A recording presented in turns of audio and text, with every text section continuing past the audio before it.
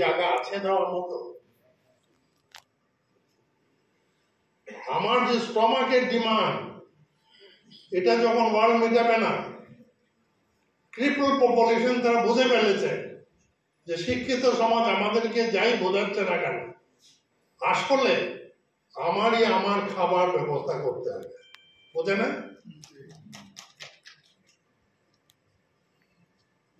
আমরা যারা লেখাপড়া শিখেছি, we have become liability for the whole nation. না ঘাটকা না ঘাটকা, মাসালাও জন্মে, কোমরেও জন্মে। এই পরিস্থিতির উপরে আমি মাত্র, যেহেতু সময় অত বেশি দেওয়া যাবে না, আমি দুটা জিনিসের উপর একটু কথা বলব। প্রথম, যেটা নাকি আমার ভাইয়েরা আন্দোলনের হিসাবে নিচ্ছেন, অর্থাৎ দুর্নীতি নিবারণের উপায় বের করা, কিভাবে প্রতিহত করা যায়। অনেকেই বলেছেন যে এই দেশটাকে গড়তে হলে, বাংলাদেশকে গড়তে হলে সবার আগে নিজেকে গড়ো। আমি যদি মানুষ না হই, তাহলে বাংলাদেশ মানুষ হবে না। হবে? তাহলে আমার আত্মশুদ্ধির জন্য আমাকে সামনে এগিয়ে আসতে হবে। আত্মশুদ্ধির কতগুলা স্টেজ আছে, আত্মপরিচয়ের স্টেজ আছে। আমি ওর উপরে খুব বেশিক্ষণ কথা বলবো না। এখন যে অবস্থাটা হয়েছে, আমরা দুর্নীতি করে ফেলেছি। দুর্নীতিবাজদের রাজার হালতে রাখারও ব্যবস্থা করে ফেলেছে। আপনারা কি জানেন যে জেলখানাগুলোতে কিরকম ট্রানজাকশন হয়? যারা জেলের থেকে আসেন তাদের সঙ্গে একটু কথা বলবেন। কথা বললে বুঝতে পারবেন যে কত লক্ষ লক্ষ টাকা ডেইলি ট্রানজাকশন হয় জেলখানায়। একদিক দিয়ে চোখে নিলাম, আরেক দিক দিয়ে আবার সমস্ত ভালো খাদ্য বলা ওখানে বসে বসে। তাহলে দুর্নীতি যদি দমন করতেই হয়, যেটা নাকি জাতীয়করণ হয়ে গেছে আমি বলছি, তাহলে কি করতে হবে? প্রথম বিদ্যালয় এসছে, ঘর টর দিয়ে টিচার কিংবা ঘর ছাড়াই টিচার আছেন, ছাত্ররা ভর্তি হয়েছে। এখন টিচার চেষ্টা করছেন পড়াতে। একটি ছেলে অন্যমনস্ক বাইরের দিকে চেয়ে আছে, টিচারের কথা শুনছে না। টিচার তাকে নানান ভাবে চেষ্টা করছে। যখন আবার দেখলো যে না অন্য মানুষ কি আছে, তখন একটা চর মারল, থাপ্পড় দিল। থাপ্পড় দিলে কি হলো? ওর ব্রেনের ব্লাড সার্কুলেশনটা নর্মালি আসলো, তার দৃষ্টিটা আবার ঘুরে আসলো। জাতি যখন ডিসরেল হয়, জাতির অবস্থা যখন এরকম হয়, তখন চর থাপ্পড় ছাড়া জাতিকে ঠিক করা যাবে না। যাবে কি? সম্ভব না। উপযুক্ত শাস্তি লাগবে। কিভাবে চর থাপ্পড় দেবে? আমার সন্তান, সে নষ্ট হয়ে গেছে, তাকে মারতেও মায়া লাগে, ধরতেও মায়া লাগে, আবার শাসন না করলেও হয় না। এমন একটা পর্যায়ে আমরা পড়েছি।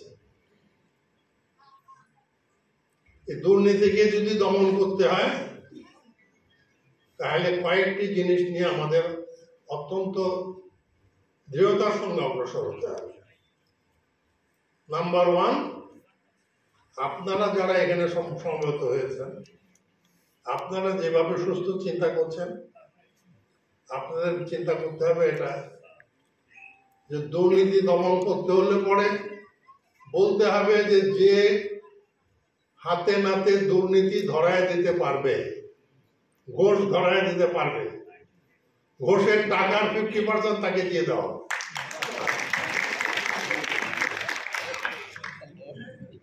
আইন করো। যে অসৎ উপায়ে অর্থ উপার্জন করে অর্থকে কক্ষিগত করে রাখবে, সম্পদ অর্জন করবে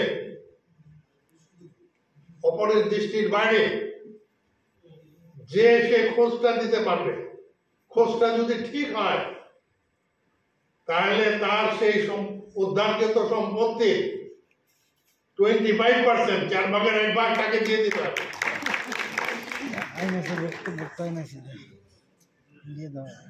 যারা লয়ার আছেন, আইন ব্যবসা করেন বা আইন পড়াশোনা করেন, আর যারা আইন পড়াশোনা করেন না তারাও জানেন, আমরা অ্যাংলো স্যাক্সন জুরিসপ্রুডেন্স বা ব্রিটিশ জুরিসপ্রুডেন্স আমাদের কোর্টের আইনে কার্যকরী করি। অর্থাৎ একজন আসামি ধরে আনলে যতক্ষণ পর্যন্ত প্রসিকিউশন তার দোষ প্রমাণ করতে না পারে ততক্ষণ পর্যন্ত তাকে আমরা নির্দোষ ভাবি। It is a burden of proof upon the prosecution to prove that he is guilty. দুর্নীতি আমেরিকাতেও ছিল।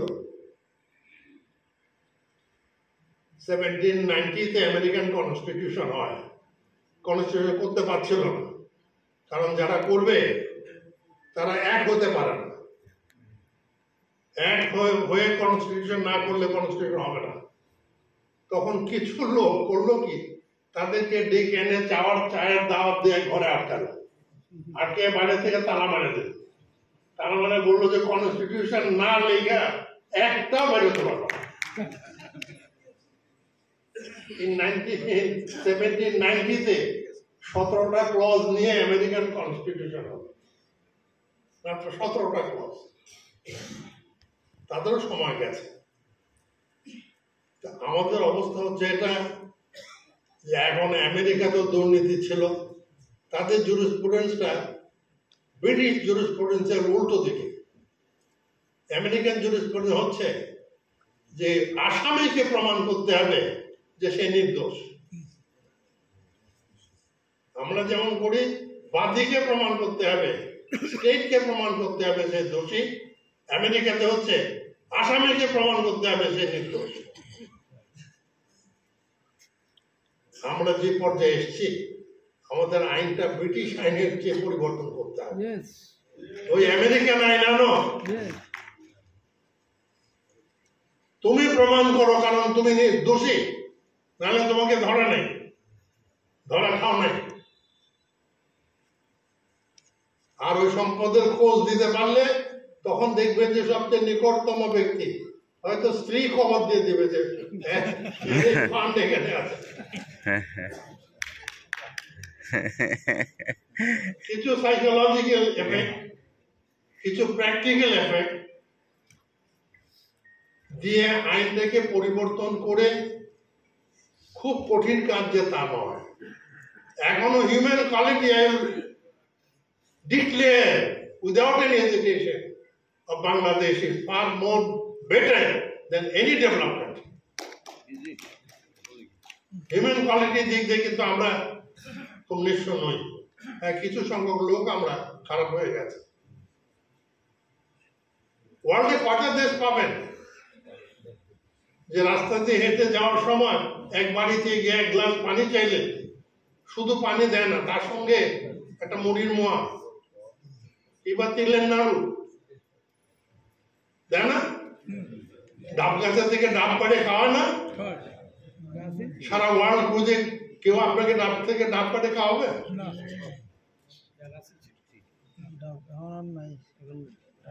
ঐতিহ্য আছে, তারা জানে যে জিনিসটা খারাপ, স্বাস্থ্য খারাপ করে, তবু খায়। কেন?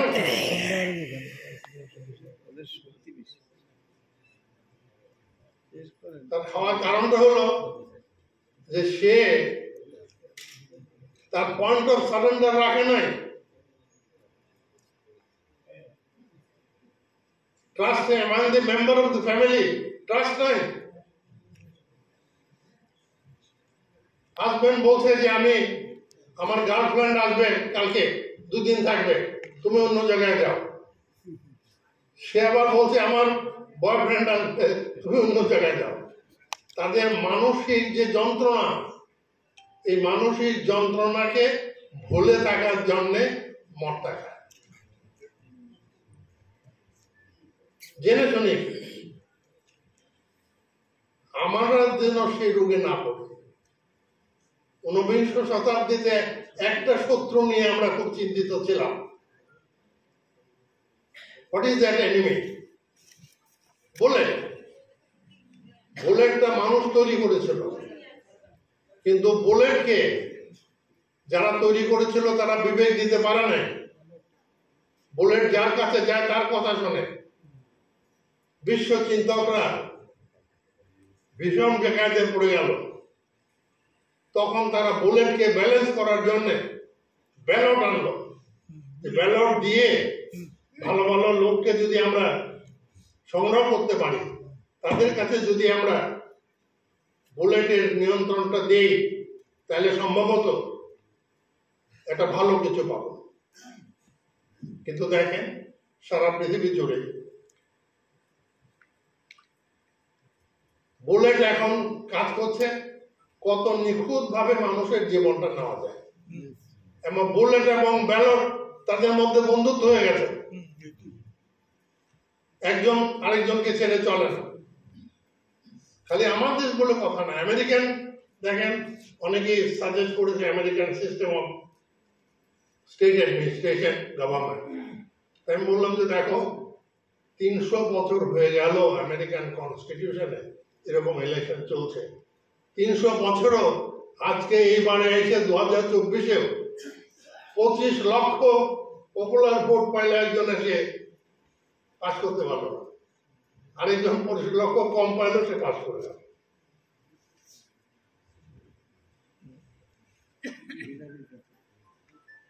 তো দুর্নীতি সম্পর্কে আমি অনুরোধ রাখবো, যারা সচেতন, যারা সরকারে আছেন, সরকারি কর্মকর্তা,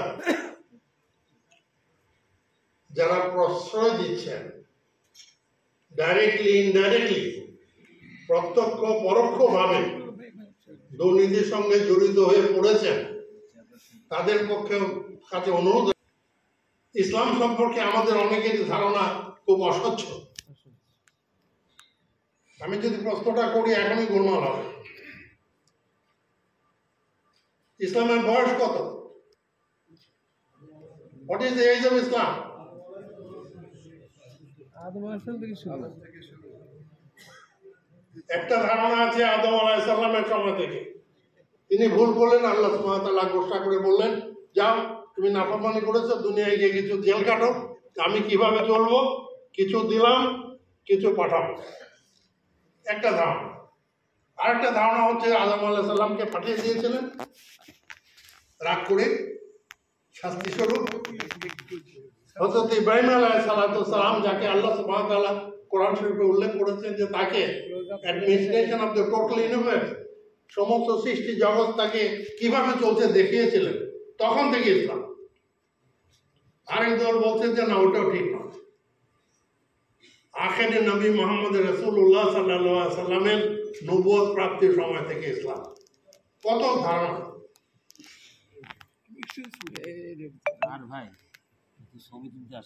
আল্লাহ সুবহানাহু ওয়া তাআলা যে মুহূর্তে সৃষ্টির মাধ্যমে তার কুদরত, তার ক্ষমতাটাকে প্রকাশ করার জন্য ইচ্ছা করলেন, সঙ্গে সঙ্গে আদেশ, সৃষ্টি শুরু হয়ে গেল। এই যে সৃষ্টি শুরু হলো, এটাই হলো যে গাইডলাইনটা আল্লাহ তাআলা দিলেন যে সৃষ্টি কিভাবে চলবে, সেটাও একটা দুষ্ট চিন্তা। নো আল্লাহ, নো ইসলাম। ইসলাম ইউনিভার্সাল। একটু কথা এসছে regarding the religion and science.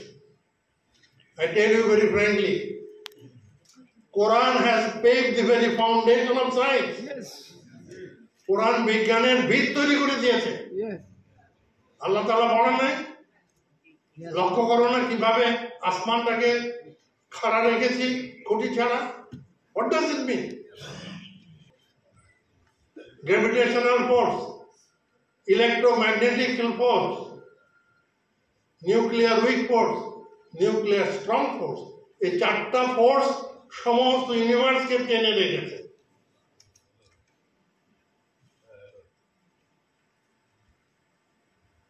মানুষের ব্রেইন একটা বড় কম্পিউটার আছে ক্রে 1, ওজন 60 টন, তার গোলা যোগ দিলে 60,000 মাইল পার সেকেন্ডে। কম্পিউটারটা হিসাব করে 400 মিলিয়ন, 40 কোটি হিসাব করে কম্পিউটার।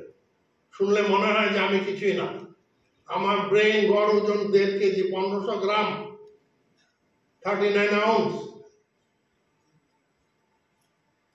এবং ব্রেইনের নিউরন বা ব্রেইনের সেলের সংখ্যা পুরুষের বেলায় 23 বিলিয়ন, 2300 কোটি, মহিলাদের বেলায় 1900। তাই বলে বুদ্ধি কম না, বলতে যাবেন না কোনো যে তার বুদ্ধি কম, কারণ তার দাড়ি ওঠে না, গোপ ওঠে না, এটা দেওয়ার দরকার নাই। আরো ইন্টারনাল অর্গানস অনেক কিছু আছে যেটা দরকার নাই, সেই জন্য আল্লাহ তাআলা মেপে জুপে দিয়েছে।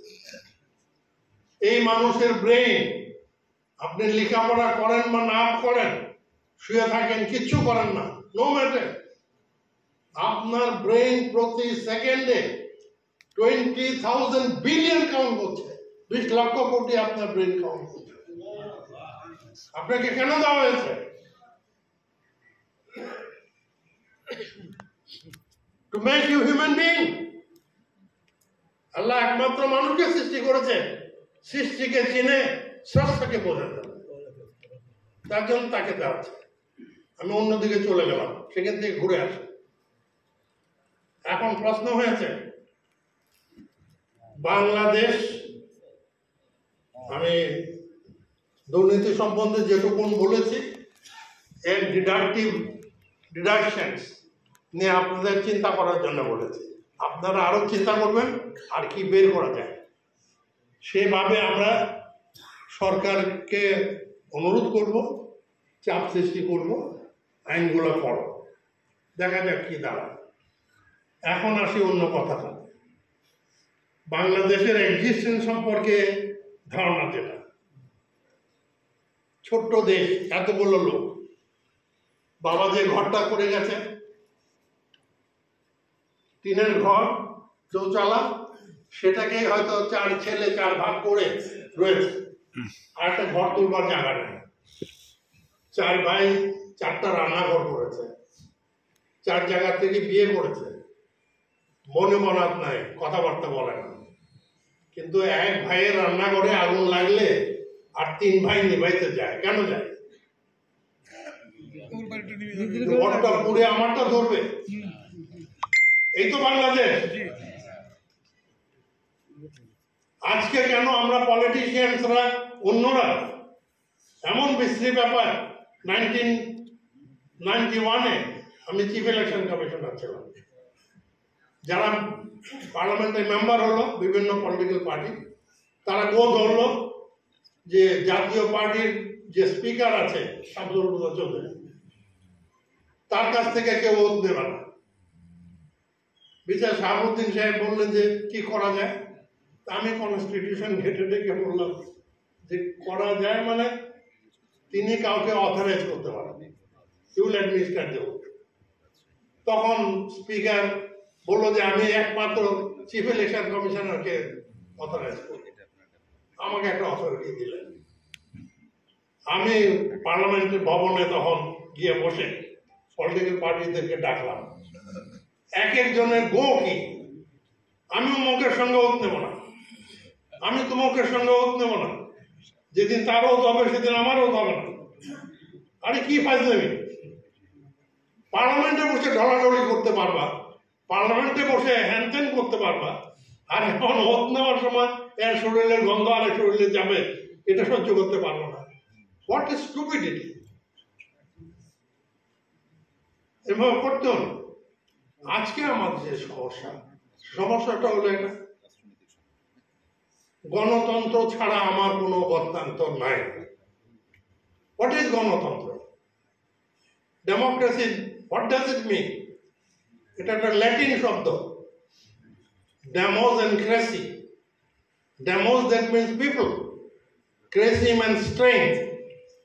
মানুষ একসঙ্গে হয়ে একটা শক্তি অর্জন করবে, সেই শক্তিটা তাদের কল্যাণে তারা ব্যয় করানোর চেষ্টা করবে। That is democracy. ডেমোক্রেসি বললে ইংল্যান্ড যেতে হবে, ইউরোপ যেতে হবে, that is not the question. এটা বাংলাদেশে ইনহারেন্ট। গাছের থেকে কাঁঠাল, পাকা কাঁঠাল পড়লে যে পায় সে 2 কোষ খায়, তাতে অন্যদের কোনো ফ্রেশ নাই, কিন্তু তাকে 1 কোষ না দিলে কিন্তু কোনো হবে। এটা বুঝতে হবে। ডেমোক্রেসি ছাড়া আমার উপায় নাই। আমরা যারা ইউনিভার্সিটিতে পড়ি বা পড়াই বা বই পুস্তক পড়ি, তারা আমরাই খুব ভালোভাবে by the people, for the people, and the people কথায় কথায় বলি, এখনো বলে, প্রত্যেকদিন পেপারে থাকে জনগণ শক্তির উৎস। কিন্তু জনগণের কাছে কেউ পাওয়ার দিতে রাজি না।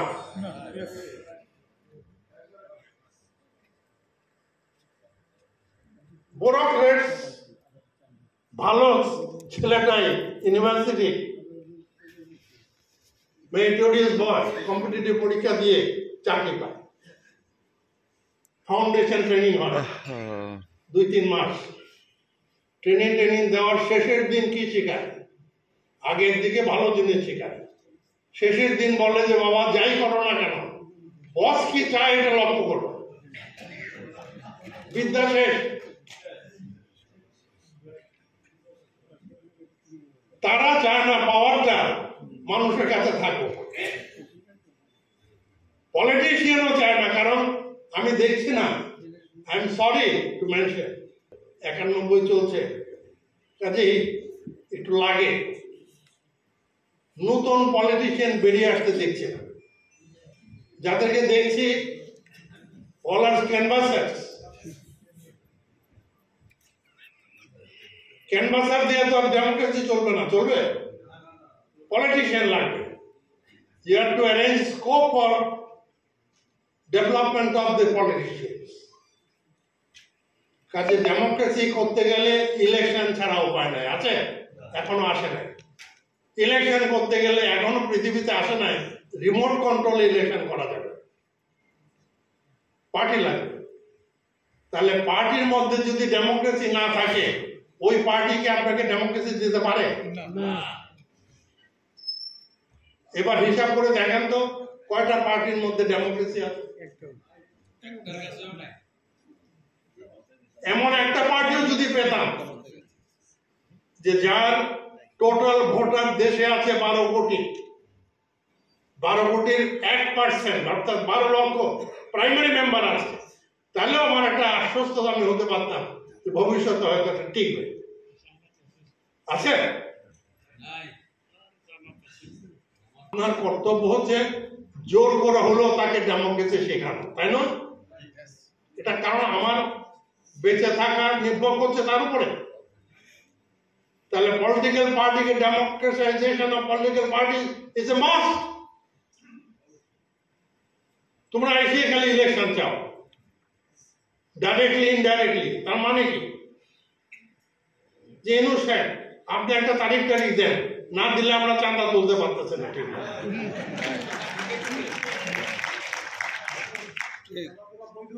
যত তাড়াতাড়ি পারবেন দেন, কারণ সহ্য হচ্ছে না। এই করলে চলবে? চলবে। Democratisation of the political parties is must. আমি একটা প্রস্তাব দিয়েছি আজকে থেকে কত প্রায় 1994-এ আমি যখন চিফ ইলেকশন কমিশনার, আমি ইলেকশন সম্বন্ধে কিচ্ছু জানতাম না। শাহাবুদ্দিন সাহেব আগের দিন একটা কাজ দিলেন টেলিফোন করে, আবার রাত্রিবেলা ডেকে নিয়ে আমাকে এটার মধ্যে ঢোকায় দিলেন।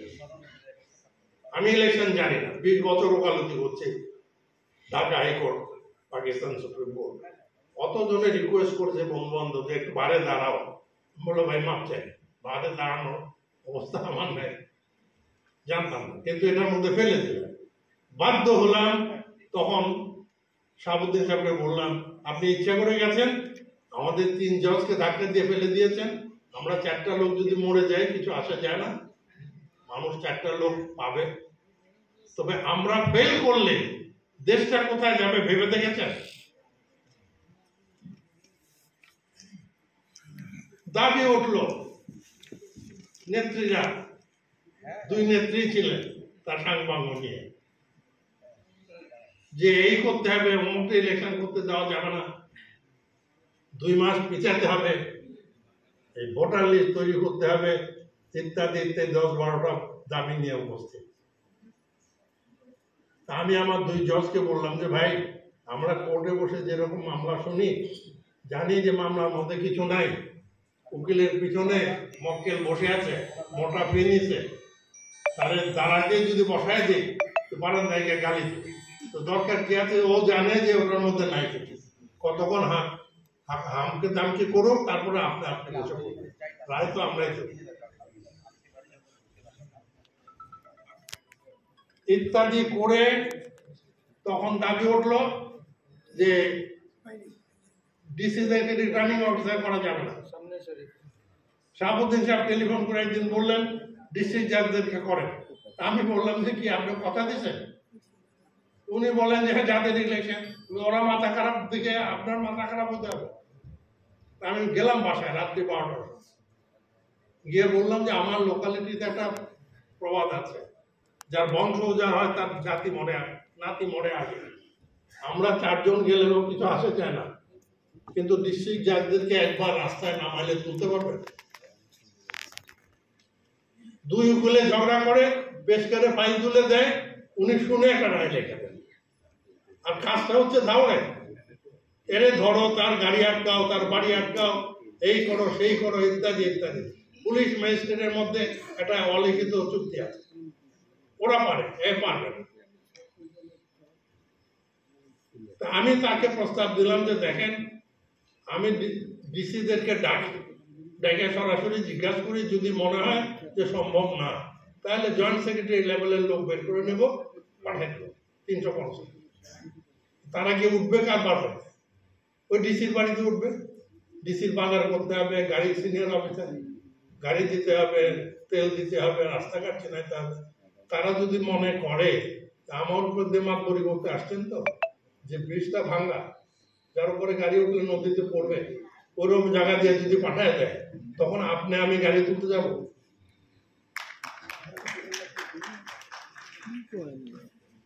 উনি বললেন যে আচ্ছা ঠিক আছে ডাকেন।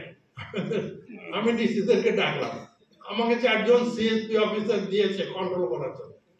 আমি নাকি আনকন্ট্রোলেবল, এটা কমপ্লেন হলো শাহাবুদ্দিন সাহেবের কাছে। সিনিয়র মোস্ট সিএসপি আইয়ুবুর রহমান আমার সেক্রেটারি, ফয়জুর রাজ্জাক, ইসমাইল, আরো আরেকজনকে দিল জয়েন্ট সেক্রেটারি হিসেবে। আমি যখন ডিসিদেরকে ডাকলাম, তাদের ভয় হলো আমি হয়তো মেজাজ খারাপ করে ডিসিদেরকে গালাগালি পারবো, বলে স্যার ওরা অ্যাডমিনিস্ট্রেটিভ অফিসার, ওদের উপরে নির্ভর করে দেশ চালায়, কড়া কথা বলা যাবে না। আমার একটা বক্তৃতা লিখে দিল, বড় বড় টাইপ করে দিল, আমি একটা ফাইলে রাখলাম। ডিসিদেরকে আটকালাম এক রুমে, আমার ডেপুটি সেক্রেটারি লেভেলের লোক রেখে বাকিদেরকে বের করে দিলাম, সাংবাদিককে বের করে দিলাম। আমি 2 মিনিট বললাম যে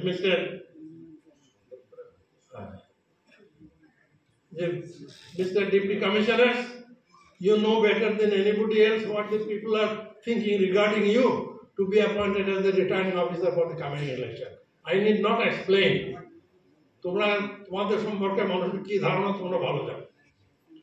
So far myself is concerned, I still feel confident you are capable to run a fair election. Would you please tell me without any reservation what made you corrupt during the last elections? এতে 4 CSP খুব ঘাবড়ে গেল যে বোধহয় sir কারোর বিরুদ্ধে action নেবে। আমি বললাম যে no, I am not thinking for the action, I like to be educated. সব ডিসিরা হাত তুলে বললো আপনি যখন বলছেন কনফিডেন্স আছে, now right we are taking the oath in the name of almighty Allah, 1 বিন্দু রক্ত থাকাকালীন পর্যন্ত কোন করাপশনের চান্স দেব না।